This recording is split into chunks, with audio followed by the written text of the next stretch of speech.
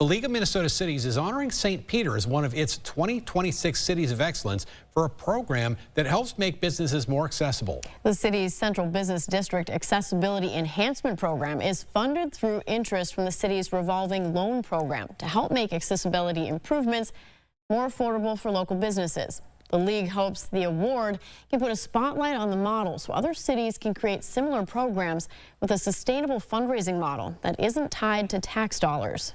We don't want to rely on something that requires a huge budget or that takes up a ton of funding. We want something that is easily implementable for other cities as well. St. Peter was competing against 7 other cities across the state that had been nominated with populations ranging between 5,000 to around 29,000. To hear more about how the city's Accessibility Improvement Grant Program works, KUIC's Evan Berg hit the streets to talk to the businesses it was designed to help.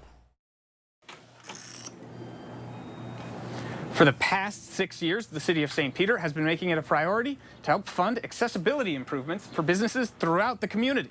And it was pretty easy, I have to say. The city's Accessibility Grant Program was created back in 2020 to cover the expense of adding new ADA-compliant features for businesses that wanted to install things like automatic doorways, ramps, or railing. We wanted to make our front door accessible. Pretty painless process, I have to say. You know, filling out the form, getting the mechanical people to come and fit our door. Swedish Contour was one of the first businesses to apply for funding. Since then, the city says it has accepted applications from over 30 different businesses and spent over $200,000 on accessibility improvements. I would really encourage all of our local businesses to apply for this. It would be absolutely wonderful to have our city completely accessible. The owner of Cooks & Company said after a previous attempt to add a more accessible doorway failed back in the early 2020s due to installation challenges, she appreciates that the program exists and could help fund a second attempt. That's the good thing of St. Peter, just working together as a community. We all want the same thing.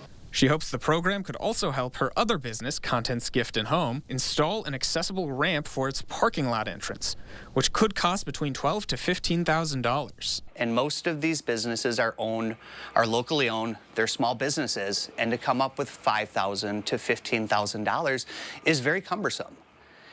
And all of these businesses would like to be handicap accessible, but when your business is in a building that was built in the 1890s, that's a challenge. While funding can vary from year to year, the city hopes the program can continue for years to come. In St. Peter, Evan Berg, KUIC News Now.